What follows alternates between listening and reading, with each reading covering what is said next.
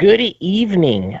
This is Luca Martin, and I'm bringing you inside the IWAR tonight with Scott Anderson. He is a very prolific individual and probably is going to win the IWL Manager of the Year, much to my chagrin. So let's go ahead and get into it. How you doing tonight, Scott?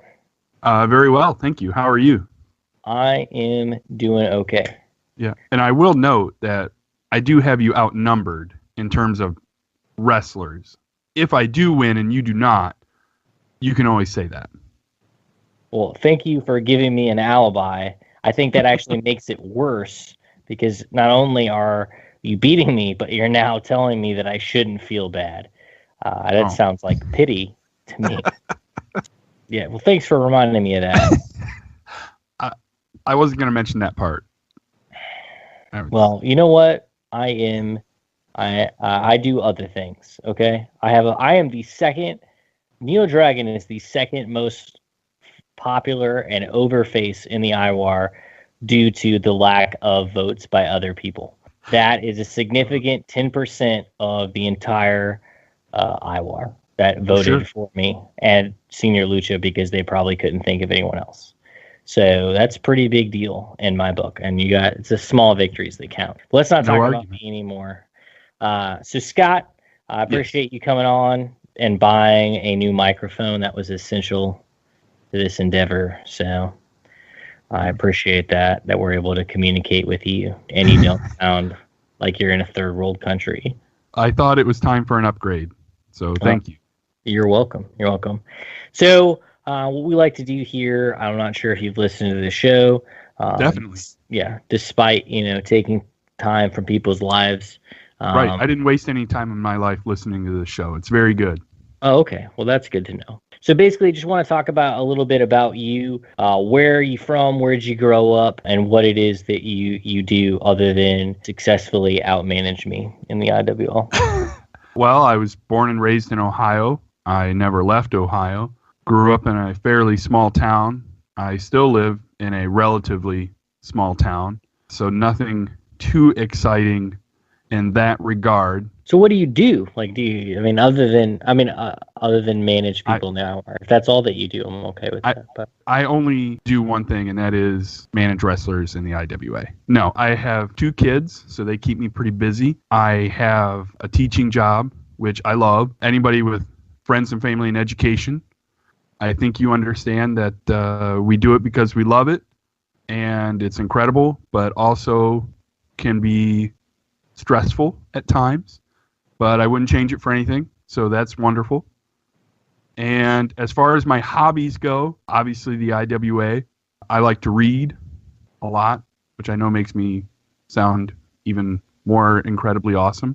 I watch a lot of movies. I like movies. Comic books, although I tend to be more into comic book stories than actual comic books themselves. I don't know if that makes me a sellout or not. I really, between my job and my kids and the IWA, I really don't do very much anymore other than watch Netflix till like 12:30, 1 o'clock in the morning. That's pretty much what I do now. That's not a bad deal. I have kids too, and I think a lot of people have children, so that's good. A big thing is, I understand that it takes up a lot of the time with the kids. It's actually kind of fun to do stuff with your kids, introduce them to stuff, see how they react to stuff, especially with stuff that you enjoy. So I completely understand that side. So what subject do you teach? Do you teach what level of do you teach? Oh, I teach math, which I know set some people off right away because they're, I'm not very good at math, or, I don't like math. Math is amazing because here's the deal with the 501 in the IWA. First of all, it's like trying to play the lottery, and I do actually get upset sometimes because I say, logically speaking, that makes no sense. And I don't mind not doing well. I do mind when something happens that doesn't seem to make any logical, numerical sense. That does bother me, as a side note. So I teach math. My general perception is if you don't like math, it's possible that it's not your best subject, but most likely you had a math teacher who did not encourage you and did not do a very good job. 9 out of 10 people, when they tell me they don't like math, I say, did you have good math teachers? And they say no. So I'm trying to change that. I'm trying to do my best. I hope I do okay. Kids seem to enjoy coming to class, even if they don't like math. So that's good. Second part of that question was what level. I teach middle school math, which is also awesome. And when I tell people I teach middle school, they look at me like I'm crazy, which is not incorrect. But I think the fact that I am a little short, a few eggs short of a dozen, is what enables me to enjoy being a middle school teacher so much. It's its own special thing, and I love it. So that's that. I have to say that I do respect that, because I didn't enjoy math when I was younger, but mostly because I remember being younger and they made us take these like speed tests or something in elementary school. Mm-hmm. And so if you didn't do it to a certain speed, then it's like bad or something. I'm not really sure. I guess it was supposed to teach you proficiency, but really it just kind of bothered me. Bad? Yeah. Yeah, I guess.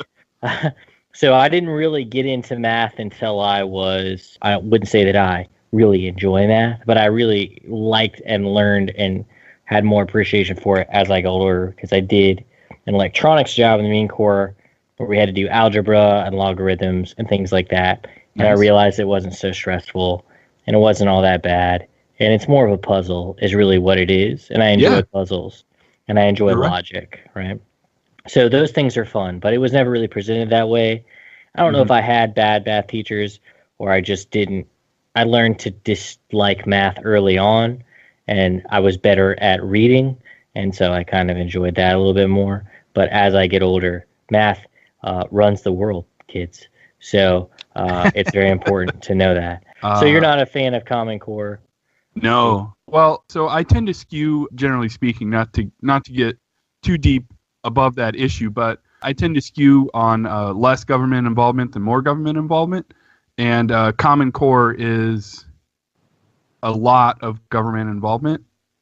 And I think in general in education, one of the problems we have is that we're trying to teach kids to answer facts instead of ask questions. I think if we're going to be an educated population, then we need to teach kids to ask and solve questions and figure them out. And Common Core is the latest in a long line of testing that is overly stressful for kids. And in addition to not promoting their growth, it teaches them to answer A, B, C, or D instead of how do I solve a real life situation. In fairness, to play devil's advocate, I think Common Core does make a better effort than previous state and national testing in terms of trying to get kids to think more critically. Unfortunately, I think more of that needs to be done at the state and local level, if you're asking my opinion on Common Core. Which we are. So that's good. No, I agree. I mean, not to get too political, there's a lot of socioeconomic factors that affect one's ability to learn and education. And there's a lot of problems with the American education system. There's a lot of issues going into that, but I will agree that the more you mess with something, but at the same time, there are things to be learned from other countries about. Oh, definitely. About how we educate our young people. And I don't think we have a teacher problem. I think we have an institutional problem, and I also think that teachers don't get enough credit. So when I was a military recruiter, I dealt with different teachers. Now, some were really annoying. Like, I had a lady get mad at me because she said she had a bachelor's degree in math, and I said, "Oh, you just have a bachelor's degree in math," and she got mad, and she's like, "Just?" So evidently, I offended her, but I was just trying to be nice. Yeah, she was pretty. Yeah, so she was special. She can keep that opinion to herself, I suppose. Yeah, and I wasn't in any way trying to be offensive, but evidently she took offense. That was the only time I think I got upset at an administrator. Most of the time, teachers are fairly nice, but you do have a hard job, and you're dealing with. I don't think necessarily that teachers get enough credit for having to deal with the things that kids bring from home, not necessarily what they have to deal with in school. So I think you're having not only to deal and just teach them, but you're also having to help them with some other things that you have no control over. So I can definitely understand that. So that's pretty dope. I don't think I could do that at that level because I love my children, but they're mine. So yeah. Well, there's this amazing thing that happens when you teach, and you start to feel like all the kids in your class are, in a way, they're like your kids, right? You care about them a lot. So for me, watching my students become productive, reasonably happy adults matters a lot more than whether or not they solve the equation that we do in class. Obviously, I want them to do both, but I care much more about them as a person than I do about anything else. So, and I hope that all teachers would feel that way. Well, I think that's really good. And I do hope that things change in our country where we value educators more. But we also need to systematically change the way that we educate our children. So those are all fun battles that fall well outside the scope of our purview and also our ability to modify. So, yeah. But no, man, I really do think it's cool. I mean, I do think it's definitely cheating that you are a math teacher and this game relies solely on numbers. However, like you said, there is no rhyme or reason or very much pattern to those numbers because it's pretty much, there is no logical reasoning. So I have tried to deduce some sort of pattern within them, and there is some, and then every time I try to apply that, it very rarely succeeds. If a 27-28 is always followed by a 29-26, if I then go with that logic, it will always inevitably be a 29-27. So exactly, that's how that works. Yeah, which is when I felt like I was being a bit salty, not this past cycle, which was even worse for me, but the cycle before that, where there were, I believe, at least 4 unpredictable, well, obviously not unpredictable because Barry Takeney Stevens got a 499 and crushed it, but mostly unpredictable for most of us were like four swerves that you would not think should happen, right? 4 things that, for all reasonable accounts, are not expected. And so I thought if we had one of those, okay, right? If there's a double 27 drop, I'm like, oh crap, I didn't see that coming. That's crazy. But when there's a double 27 drop, and this happens, and this happens, and that happens, it just kind of feels like overkill. Feels like you beat me up and took my lunch money and then grabbed my cheap shoes just so I had to walk home in my sock. Yeah. I don't know. It's just the other leagues are not helping Gold in any way. Like you said, the double 28 drop has literally never happened in the year and a half that I've been tracking, not once. So the fact that it happened in Steel did nothing to help me deduce what was going to happen in Gold. So that was pretty awful. But it did happen in Diamond, I think, sometime this year, a double 28. Yeah. How did you come to get into wrestling as far as just enjoying the product? And is it something that you just kind of grew up with or something you got into later, or how did that happen? I would say my start in wrestling was very young. My dad was a super casual fan, and we blame him because I got hooked. So he would watch it once in a while if he was flipping through channels and it was on. But I got hooked on it, and it was off to the races from there. I had to have all the figures. That's all I played with all day. Literally, my mom would demand I go outside, and I would carry my tub of wrestlers outside, and we would have like an outdoor arena show. I was pretending it was WrestleMania 9, and we were outside in another venue. I pretty much grew up watching wrestling all the time. Then as a teenager, I got out of it for a few years. Those mid-90s years, those early 90s years were kind of tough for a lot of people. No offense to Bret Hart, but the product was not killing it. Then in the late 90s, as I was in middle school and then off into high school, I got back into it. There was a group of us that were really into wrestling. Of course, we decided to be backyard wrestlers, and that was incredible. We had a lot of fun with that. We weren't one of the groups that were too outlandish. Ours was more joking and jovial, so I had that. Then I got out of it a bit as an adult again. 2008, I think, give or take, when Triple H and Randy Orton and John Cena were basically fighting each other for 2 years. I got kind of bored with it, and I got out of it. CM Punk's pipe bomb in 2011 got me back in, and I've basically been watching WWE ever since again, even though it's had its peaks and valleys there. Did I answer your question?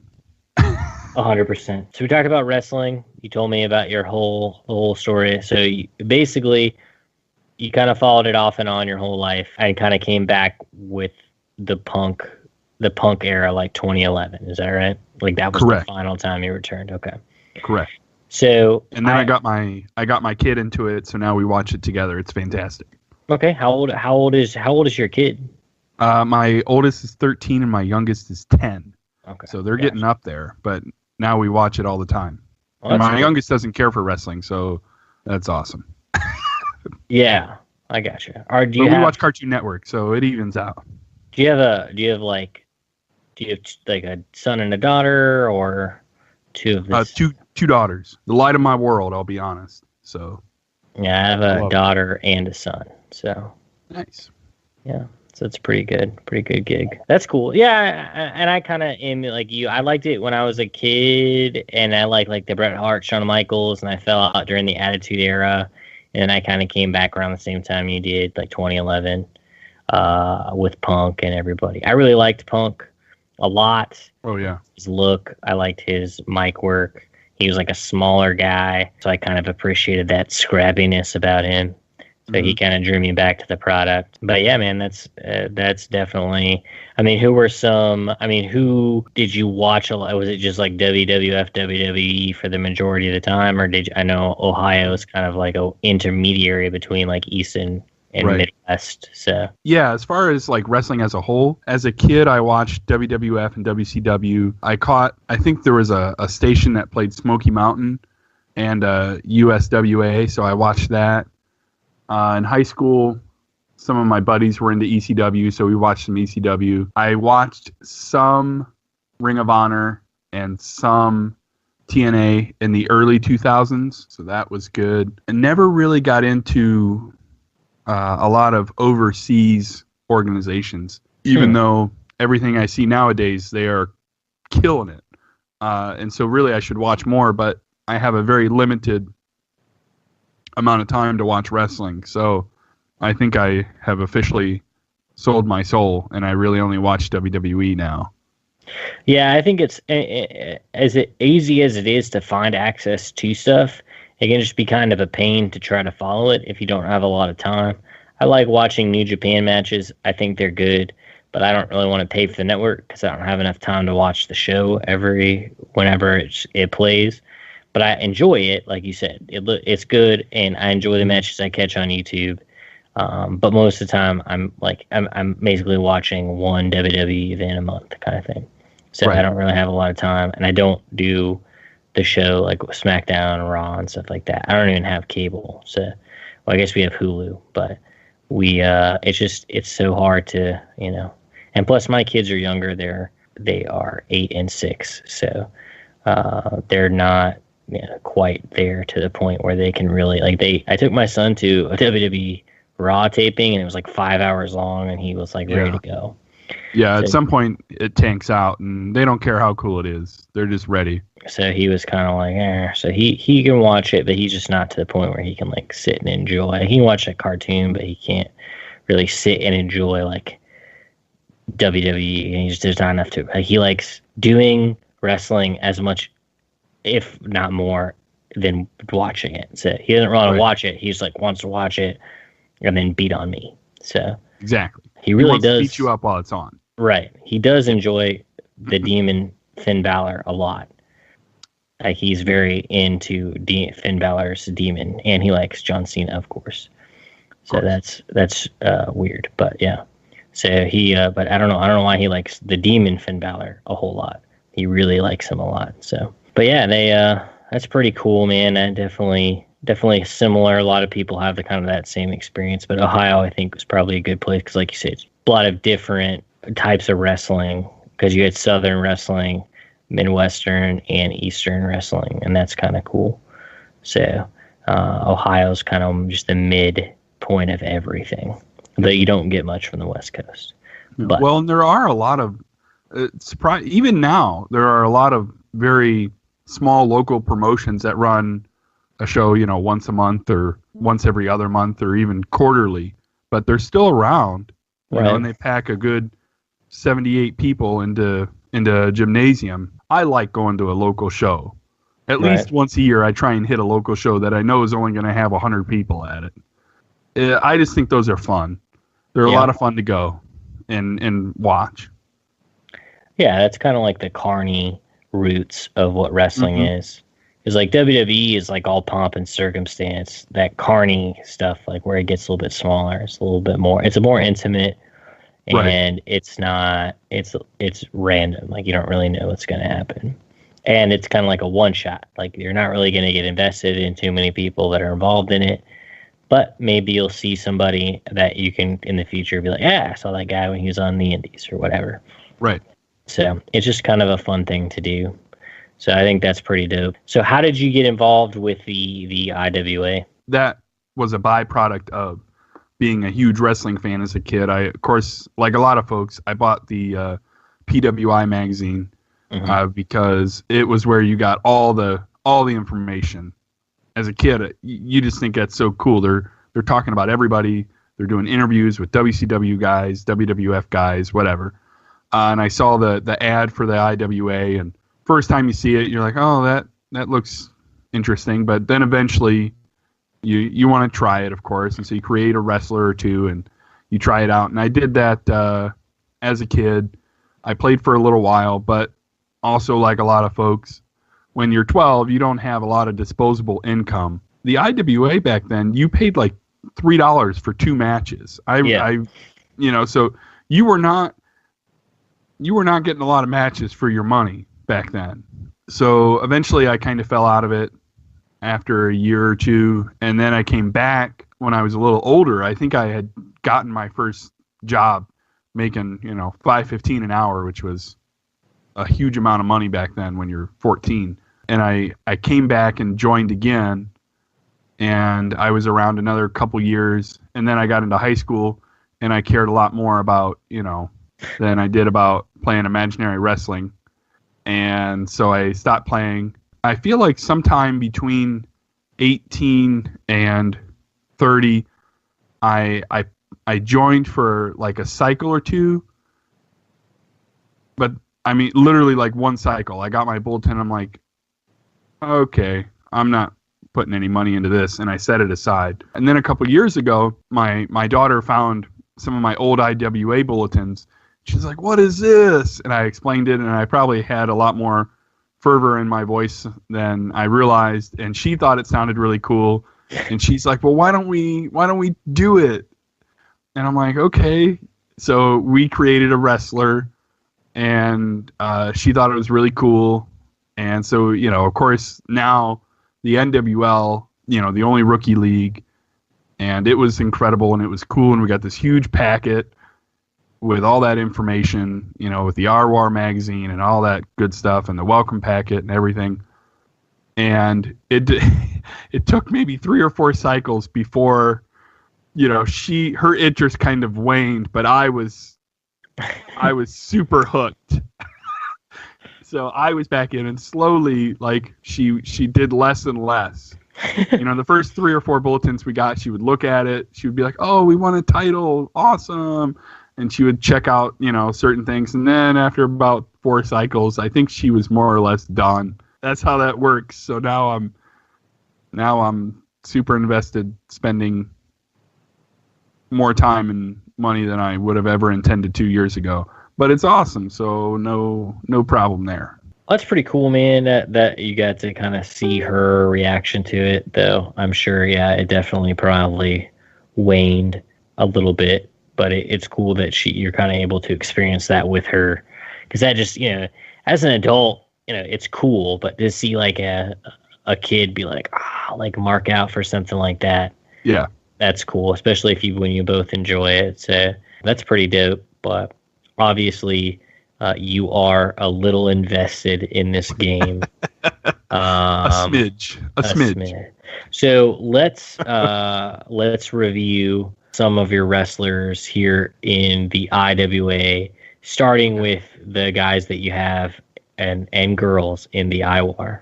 In the IWAR, I have currently 2 wrestlers in the BRL, Starlet Liberty Monroe and the Deviant Erica Rockwell, who recently became the Double X champion, which was my first commissioner title that I actually won. I had a brief tag team run in the NWL. I won, but I think I got it because the champions left. I don't remember exactly, but I remember that I didn't win. But I didn't care. But now I've actually won. So I have those 2 ladies there. I love the women's division in the BRL. I think it's awesome.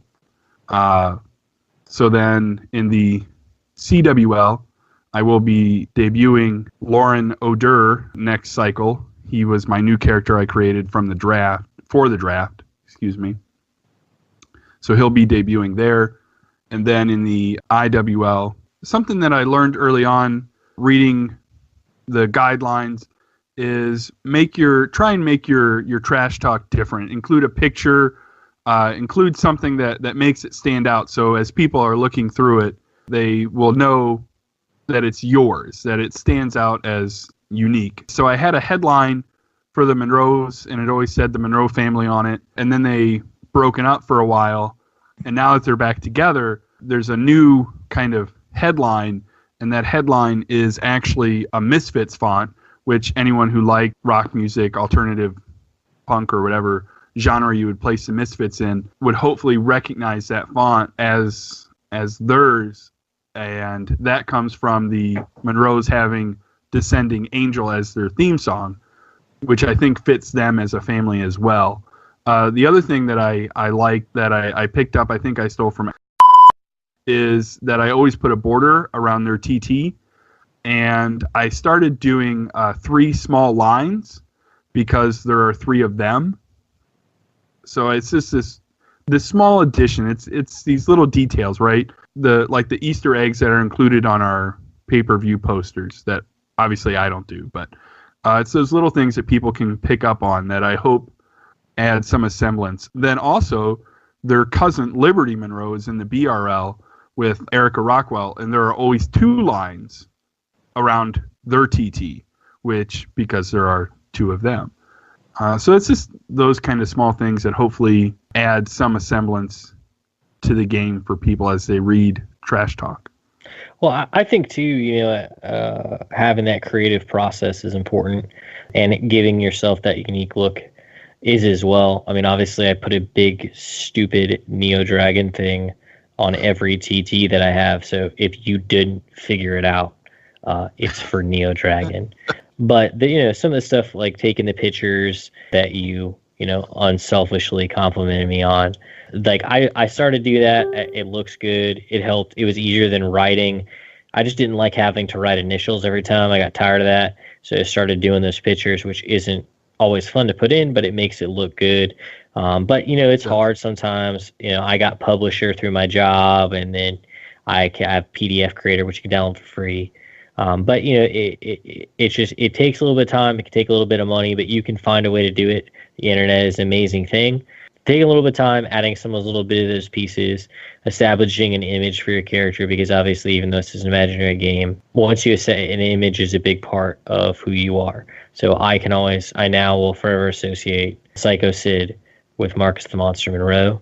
Yeah, you're welcome. And is that Billy Jack Haynes? That's Ulysses? No, that's Dutch Mantle. That's Dutch Mantel? That is Dutch Mantel.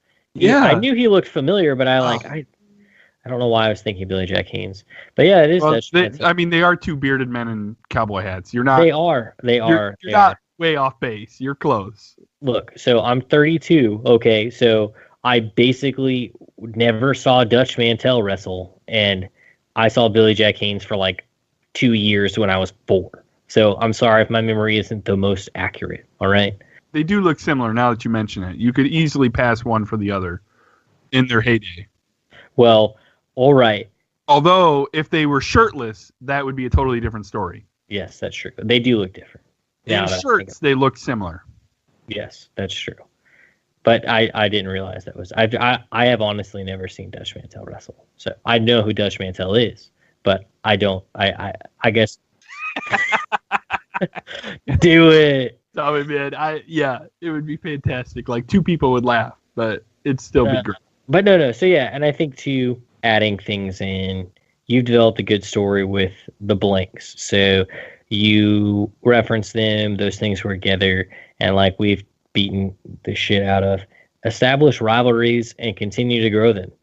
You need to have those people. They help define you. John Cena is John Cena, but Randy Orton helped define John Cena. Even though they don't always, they're not always the greatest. Those two define each other, and they define that generation of wrestlers. So I think that as we have iterations of people here, as people come and go, if you solve those on rivalries, it's always something you can go back to. So, but yeah, man, that definitely helps that stuff stand out, and everybody should try to find their own little niche. Don't steal from other people, but if you do steal, make sure to steal it and then change it and make it better. And make it better, because that's the motto of music and also wrestling and television for that matter too. And the NWL commissioner, I understand, is really good at stealing stuff and making it better. Which commissioner are we talking about? Are we talking about? We're talking about Luther Alexander. Luther Alexander? Yeah. I hear he gets a lot of his stuff from other people, and then he makes it better. So I heard he likes animals in matches. Bears, piranhas. Bears are good. Yeah. Scorpions. Yes. I'm not sure if you've heard about those things. It helps if you put them in italics. It makes them stand out. Yeah. People will read it if the animal name is in italics. That's what it's all about. Which you mentioned I may have had a small bit of success in this year. I have the Chaotix, which are Kennedy Cage, Graham Underwood. And, hang on. Who is Kennedy Cage exactly? Who is that? Oh, like who is the wrestler picture of? No, I'm like who is that guy? Because I have never. His picture is TNA wrestler Jesse Neal from I don't know, like 10 years ago, give or take. Okay. So it's hard to find pictures for him. I can actually not find a full length, like full body picture that doesn't have a bunch of stuff in the background. But yeah, it's Jesse Neal. In addition to Kennedy Cage, there's Graham Underwood and Frederick Xavier. And then I also have the Monroes, which were my NWL trio of Piper the Goofball, Marcus the Monster, and the General Ulysses.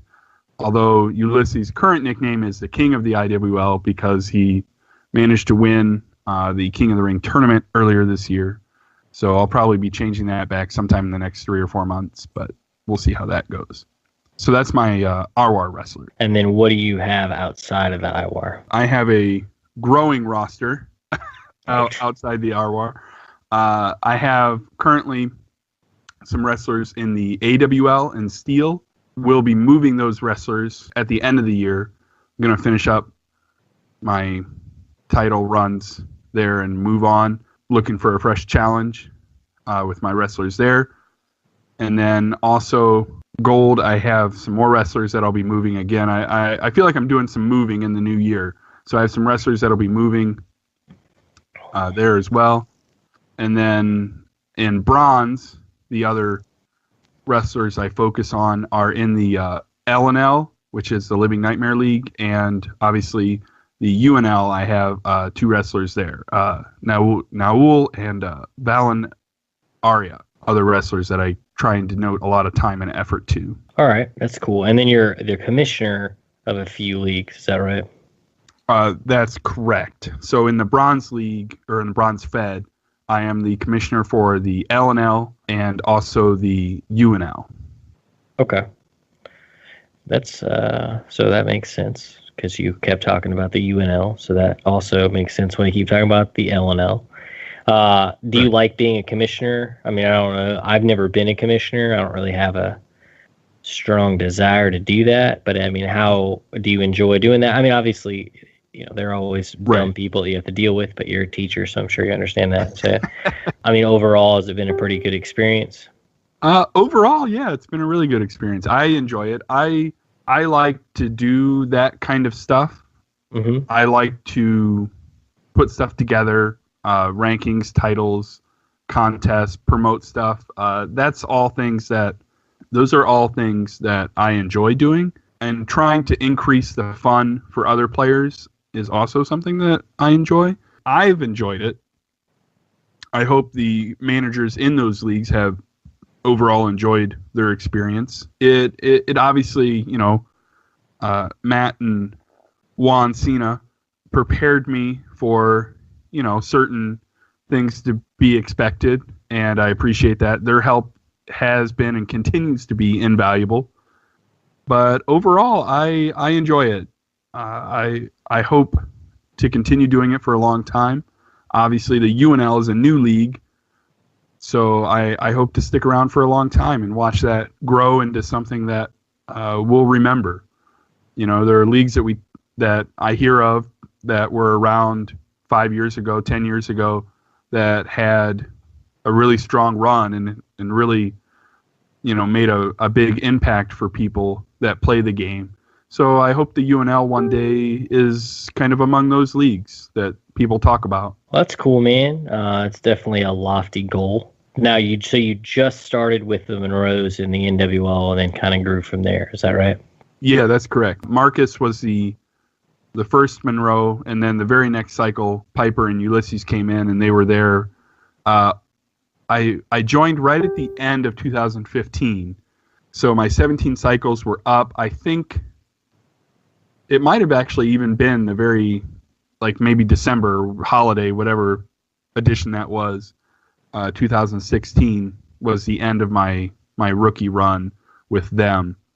So over the course of this past year, I think I have created, well, with Lauren, I think Lauren is now my 28th wrestler.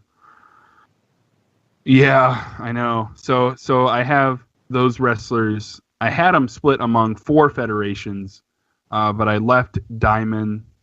I was in a league there that stopped being fun for me. And I am a big believer in it's okay if you stop having fun somewhere, but you should move on then, so that other people can have fun there. And so I did that, and now I'm gonna leave steel and I'm gonna try my hand in iron, because I like this idea of having only Tuesday leagues. That's kind of how I have it set up in my mind. Mm-hmm. Having the weekend, so I'll be out of steel and diamond, which are Thursday leagues. So players that love those feds, awesome, more power to you. But I think I'm gonna be in leagues or feds. I keep saying leagues and federations that run on Tuesdays. Gotcha.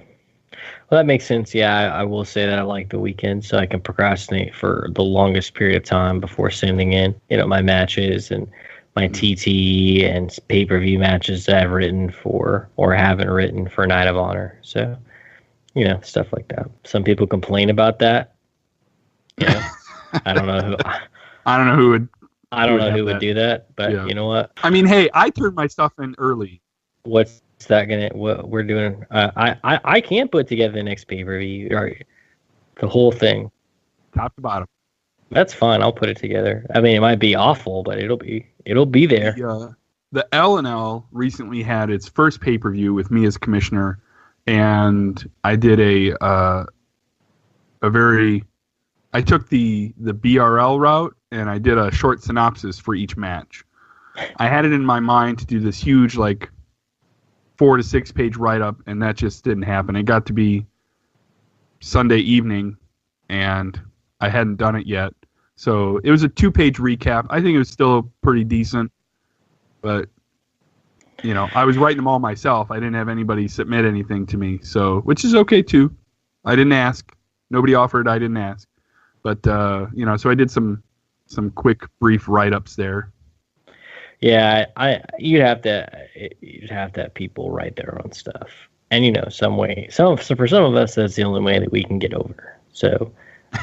They're pretty important. You don't need to have long match write-ups, but if you do, you definitely need to have the people write them themselves, because there's no way that you could be expected to write.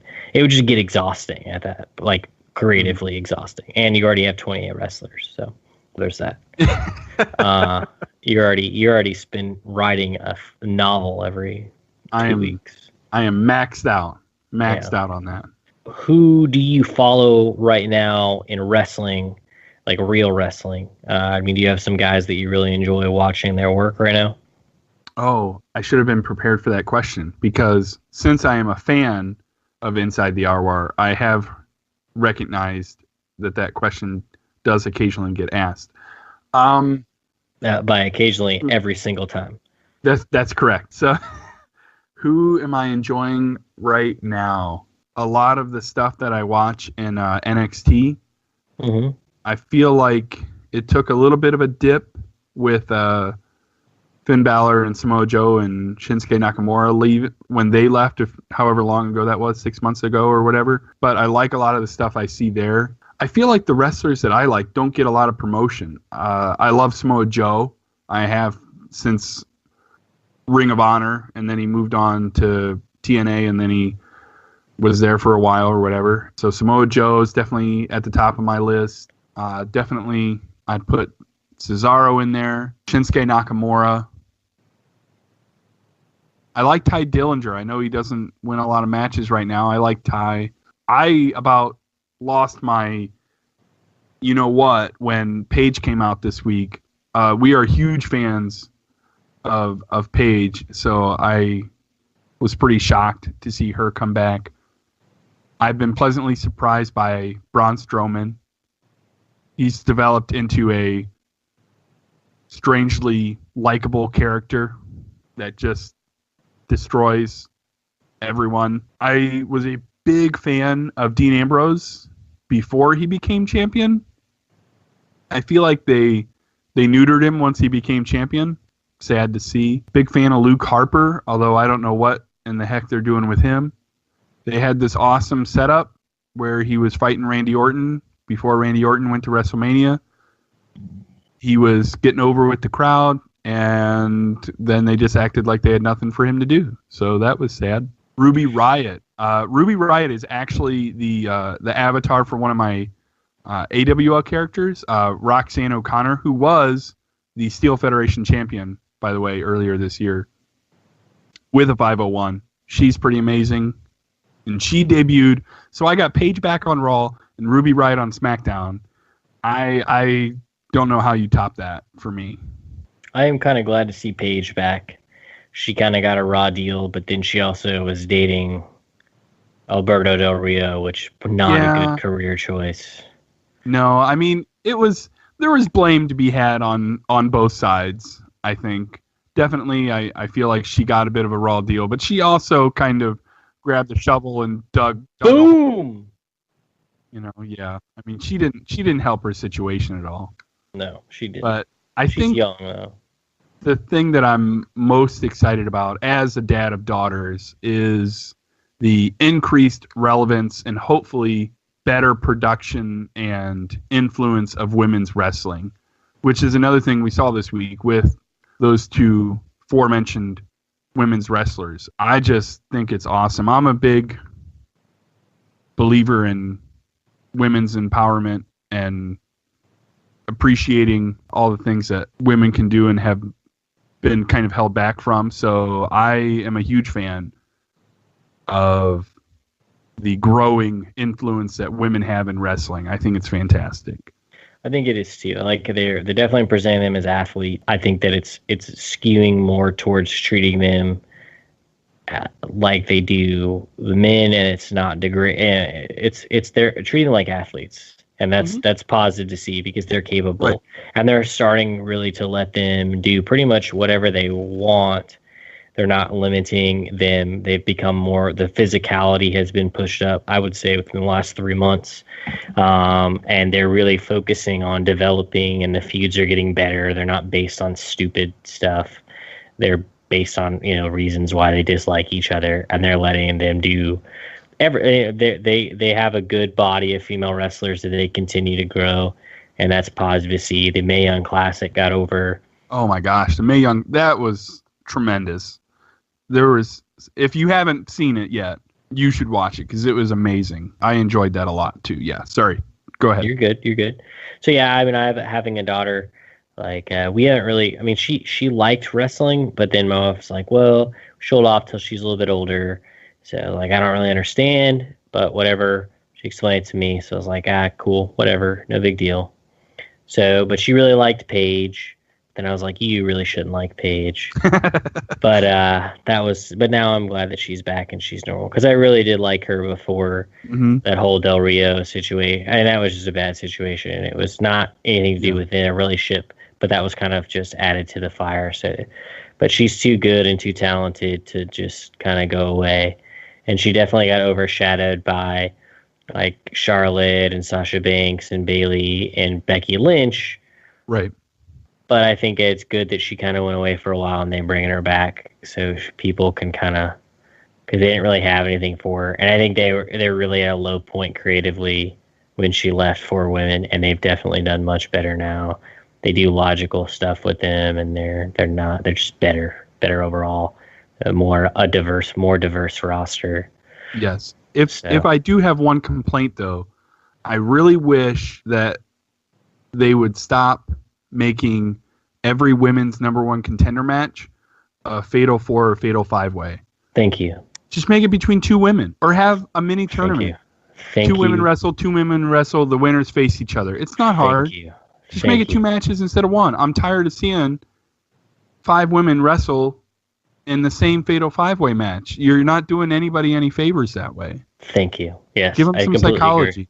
Completely agree with that. It got so annoying. The Survivor Series match was good because they actually utilized all the women, but in a 5-on-5, like in a 5 whatever they call it match, no one looks good. And it just looks dumb and it's stupid and it's awful. Yeah, that match is like did one every 6 months, that'd be different. But they're doing it every month, and it's overkill. I get tired of seeing that. Right. So I think that hopefully they'll stop doing that. So we will see on that. So, but yeah, I definitely agree. I think they're skewing more, and I think that I'm more aware now that I have my daughters getting older of some of the things that women have to deal with and stuff like that. So I'm glad to see that wrestling for once is making a positive choice when it comes to that. I am more aware now than I was in the Marine Corps for 9 years. So that's not really a female oriented organization. So there's like 10% females.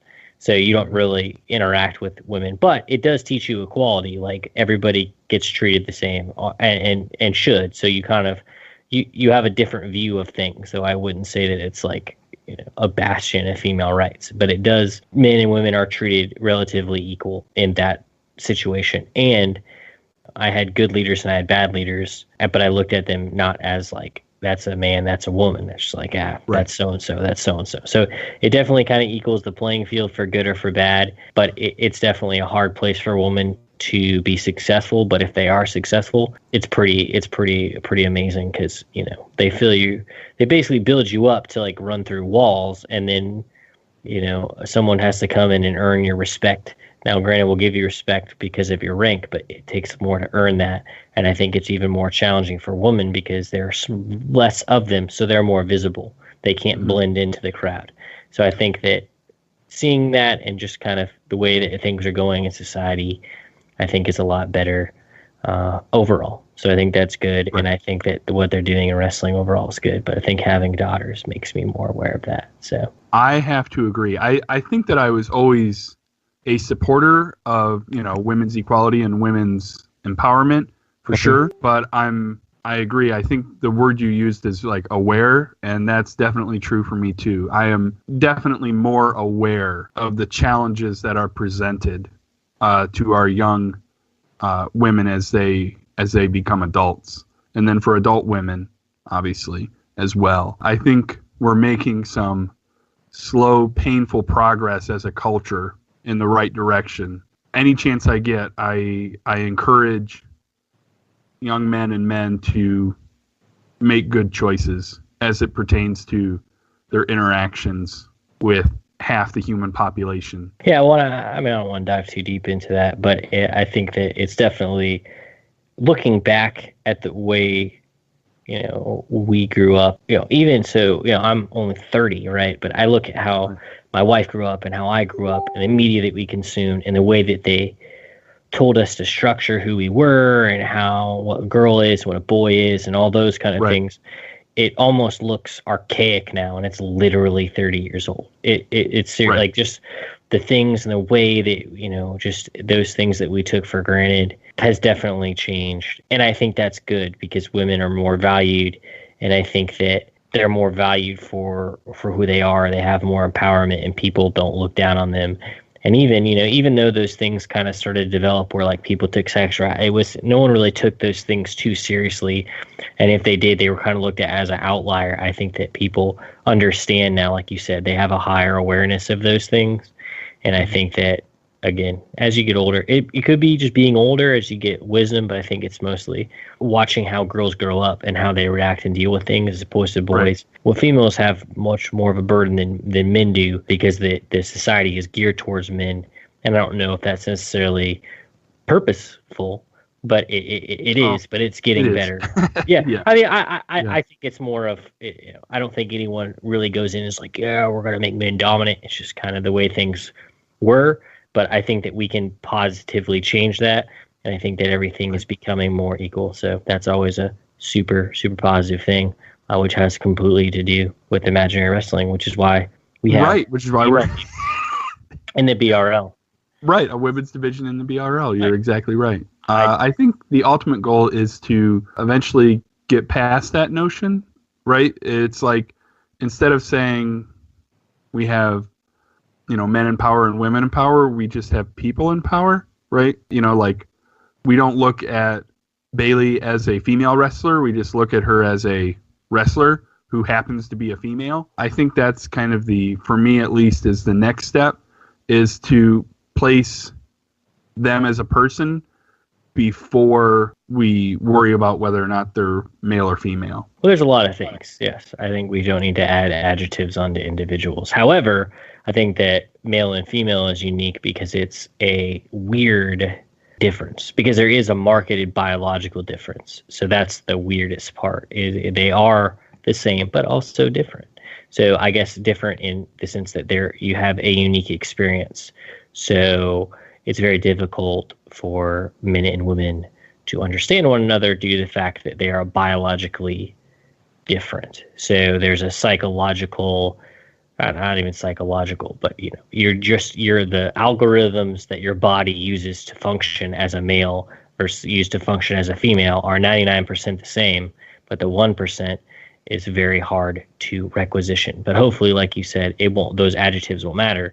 But at the same time, you can't completely devalue those things, not because they're hindrances, because they're it's good. They're a different perspective. I think the biggest thing is perspective, and the way that women and the way that men think in certain instances in certain ways, because they're biologically geared to do so. So I think they're both equally important. But like you said, I think that would just be more of something that you bring to the table, vice overarching characteristics of your being. But yeah, that goes into a lot of deeper shit. So let's try to get off the subject before we end up making a podcast about anthropology and sociology. Yeah. So, what show are we on again? So who are some people that you enjoy their work here in the IWAR? Well, I don't want to leave anybody out. I feel like there are lots of people. In terms of creativity, the first people I think of are Jake and Brad are probably two of the wrestlers that I enjoy reading the most right now. I always enjoy their stuff.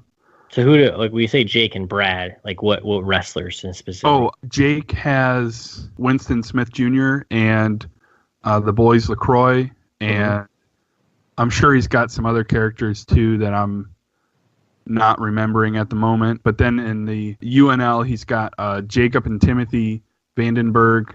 I enjoy their work. Funny little story that probably only Jake and myself care about is that when he first debuted, I was actually a bit like viscerally offended that somebody would put their name as Winston Smith Jr. because I instantly recognized it because 1984 is one of my favorite novels of all time. Right. And I was like, who does this guy think he is? Right. So I tried to kind of dog him out the first couple cycles. But then he wrote this TT where I think Winston had lost a big match, or he had lost the title or something, and he was being interviewed by the heel announcer, and he punched him out. And it caught me so off guard as I was reading it that I was like, I need to reevaluate my assessment of this character. I like this character, and I was a fan after that point. And I just like Jake as a person. I think Jake's a cool guy. Brad had Joe Boring, who I think I've talked about so many times now that it's probably getting a bit repetitive and uninteresting. I don't know. If only there was a word I could use instead of uninteresting. Oh, man. What would that be? And so then he happened to join the UNL, and I didn't know who he was until after we started communicating. But he's in the UNL. He's running Rick Rancher and Vexing Vladimir, something that I couldn't pronounce right. And both of those characters are some of my favorite characters in the UNL. So those are two of the creatively speaking people I like. I'm not trying to get you to compliment me. Is that what you're trying to go for, Scott? I mean, Neo Dragon is pretty awesome as well. I have to say. Okay. Oh, all right. I Thanks, mean, Scott. He writes good stuff. It's funny. He has the little pictures, which I always enjoy. I feel like I'm watching like an early 90s game to some degree, where like the two voices are going back and forth and I'm waiting to like punch them out, you know? So I enjoy Neo Dragon's stuff a lot. I hear that there's a female wrestler managed by the same person that's coming to the BRL, so hopefully that'll be really cool. Maybe. I don't know. Maybe. It's possible. I heard the manager is a real piece of shit. You should ask Jake Joyce about that, because he came to the place where that manager lives, did not try to communicate with him, and then acted like he didn't know that they lived there. So I'm just saying that if Jake Joyce, ever came on this show, it'd be bad. It'd be bad. So I'm calling out Jake Joyce to actually come on the show and defend himself, because it's pretty bad. It's pretty big heat. It's pretty big heat. You said you like Jake Joyce, and all I could think is, he fuck stands that guy. accused. Yeah, he stands accused. Yeah. He has that little picture in front of the statue in Nashville. So just a selfish. Yeah, I'm gonna say selfish prick. That's what he is. He's just one of those guys now. But yeah, so we'll get off. I'm upset now about that. So thanks for bringing that up. But no, I wasn't fishing. Welcome. I wasn't fishing for a compliment. We could talk about Luther Alexander, but again, we talk about douchebag managers. That it's pretty much, Luther Alexander's his manager is pretty much the biggest dick in the IWAR, next to Matt Riley. So correct. I mean, they're running neck and neck right now, is my understanding. I actually heard that Matt Riley is the one that selects the drops for all of the IWA, and he specifically doesn't run 501s except when he wants to get somebody over, like Barry USA Stevens. Right. Which again is all part of Matt Riley's liberal conspiracy. So to take over the IWA. Right, correct. Which he has been doing for my entire lifetime.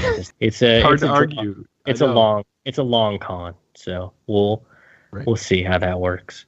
I think another 26 years from now, I think he's scheduled to win another world title. I think. Yeah. Well, we know. I mean, I don't know if you know about this, but Senior Lucha is the archetype for evil. Correct. I mean, he killed a guy. He murders. Why does no one listen to me? They think that it's TT. It's not a joke. He murdered someone. He killed a guy. That's not okay. No one cares about that. I agree. We should condemn murder. It is not cool. That is not okay. Yeah, exactly. So Black Demon Jr. Black Demon Jr. has all the right in the world. And you know what? Senior Lucha is a self-righteous prick anyway. They keep telling him to retire. He wants to hang on. I mean, God, just give it up, bro. We get it. You have a mask and people like you, dude. Right. Do we know if Senior Lucha wears gloves? Do we know that? I don't know, but he should if he's all riddled with disease or whatever is wrong with him. I'm wondering if he has 6 fingers on one hand is what I'm really wondering. I don't know. We'd have to confer about that, but that would be kind of convenient, I would say, and poignant. Yes. I made my kids watch that movie, and they enjoyed it. So it's a fantastic movie. It is a wonderful movie. You know what I have to say to anyone who says they didn't enjoy it? That's inconceivable. Do you want a peanut? These are the dad jokes you get when you have me as a guest on your show. It's cool, man. It's cool. I'm all right with that. But no, and we're going to hopefully we'll have more people on, because evidently nobody wants to talk with me. Because again, this is at the end of the day a waste of your life. So, but no, Winston Smith Jr., Joe Boring. I do enjoy Joe Boring. I do enjoy Winston Smith Jr. I do like Brave New World better than 1984, and I think it is more poignant to our times. But I don't want to get into that right now. But I just want to throw that out there because you said you liked 1984. I like that better, the Brave New World better. So what were we saying? Sorry. No, I was just saying that I accept your analysis and your right to be incorrect. That's okay. Look, all right. No, you think Orwell, it's okay. But Huxley took LSD before it was cool, okay? And there's a lot of stuff now. I also really like Heinlein. I don't know if you enjoy science fiction in general, but I do. I'm probably one of the few people who is willing to accept that you can like both Star Trek and Star Wars. It is possible. Nope. I am living proof that is possible. I enjoy both. I stand corrected. Don't listen to the man behind the curtain, please.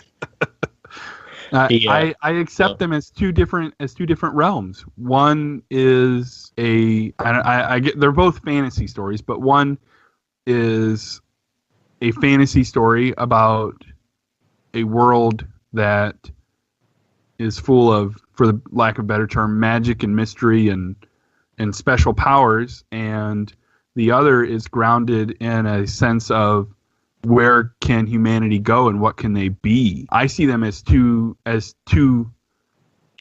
separate subgenres of sci-fi. I don't see why we have to compare them to begin with. We don't, and I'm okay. I just enjoy Star Trek. I like The Next Generation. So, I am a bigger Star Wars fan than a Star Trek fan. But Captain Kirk, also from Iowa, and surprisingly enough, Iowa is exactly like it is in the new remake for the movie. So when you see that there's a giant spaceport in a cornfield in the middle of Iowa, that's exactly what Iowa was like today. That was filmed there live. Yes, and that's where you go to Federation Space. So I didn't know if you guys had known that, but I figured I would fill you in, trying to get Iowa over real big here. Plug for Iowa. Yeah. I mean, Seth Rollins is from Iowa, so it can't be that bad. No, it cannot. You said you read a lot. Are you familiar with Heinlein, the author, the Robert A. Heinlein? Unfortunately, I am not. You're a bad person. So I know. Robert A. I don't Heinlein, think this is the definitive proof. No, but he wrote Starship Troopers, right? The book, not the movie. Okay. Starship Troopers is a very good book. Some people, you can take it one or two ways. Either like it's a complete mockery of fascism, or it's a discourse on people. So in Starship Troopers, you know how they had like civilians and then they had citizens, right? And that's what the book, basically the book is Marines in Space. So I'm obviously partial to it. But its idea of service before citizenship has some sort of ring to it. Not necessarily military service, but only in military. There's a lot to it. He also wrote Stranger in a Strange Land, which is probably one of the best science fiction books written, period. So you should really definitely read that. As a matter of fact, it's so good that its description of a waterbed prevented people from getting a patent on that invention when it was actually created, because he did such a good job describing it in the book. So, fun fact, you should pick up Stranger in a Strange Land. It is definitely a strange book. However, I'm into strange things. Yeah, I mean, it's there. So, but no, Heinlein is a really good author. But yeah, I would pick up Stranger in a Strange Land and Starship Troopers. It's not like the movie. It's not campy whatsoever. As the movie is more of a mockery of the book. So, I think the biggest thing that people didn't enjoy about Heinlein is he didn't demonize the government in the Starship Troopers book, which is almost similar to like fascists, because the only people that actually are in government are former military members. But the idea behind it was, so Heinlein had gone to the Naval Academy and he got discharged because he had some medical issues, so he didn't get to fight in the war. But guys like Asimov, all of those guys fought in World War II, so they all had a pretty positive idea about service and that sort of thing. So it's kind of a microcosm of that generation as well, in the sense of they were all very proud of their service. And I think Heinlein was just kind of promoting the fact that service can tend to make you somewhat of a better citizen sometimes. That's not 100% true, obviously, because we have had a functioning country for almost 300 years at this point. So, but it's just one of those things. It's cool. You should read it. It's a good book. It's fun. It's Marines in space. And then and they have like mech suits, by the way, which is much cooler than the movie. Like they have little mech suits that they jump out in. It's pretty cool. Oh. So if you've ever played like StarCraft or ever like a war, that is stolen from that book. So, but yeah, and Strange Land is completely different. It has nothing to do with any of those things. It's about a guy who was born on Mars and raised in a fictional Martian society, and then he comes to Earth because his parent, or he was born, they got sent to Mars, they died, and he was raised in this Martian society, and he's never been to Earth before, and so he comes to Earth, and it's about his journey as he ages and grows, and there's some other stuff that goes on. It's almost parts are Vonnegut-esque. I'm assuming that you've read like Slaughterhouse-Five and all that, right? Mm-hmm. Okay, correct. So it's somewhat Vonnegut-esque. He's a person. He's not a person, obviously, but he's a human who grows up on Mars. Right. He grows up in Mars society. So his parents, right. But he's not a Martian. He is a Martian, correct. But not a biologically. He's not a Martian. Right. Okay. But he's a human. But he is, for all pretenses and purposes, a Martian because he's he has no concept of human society whatsoever. Okay. So it's a good. I've been officially hooked. I will check it out. I'm telling you, it's a good book. So, all right. Well, I think that's pretty much it. We've talked about everything, including and up to wrestling. So a little bit of that came in. Yep. Yeah. All right. Well, hey, Scott, I really appreciate it. I'm always enjoy talking to you guys. You know, the big thing that we try to do here is just kind of get to know the managers, talk to you guys a little bit about stuff, but also I wanted to, hear a little bit about your wrestlers and also some of the people that you follow. If you don't have anything else that you would like to say, I'm going to go ahead and call it. Does that sound all right to you? That sounds good. I could give myself one more shameless plug, but I think I'll refrain. So I think we're good. Thank you for having me. Yeah, no problem. Also, you should join the UNL because that's what Scott told me to say. So, Scott, I appreciate you wasting your life with me, and I look forward to continuing getting beaten by you in the IWAR.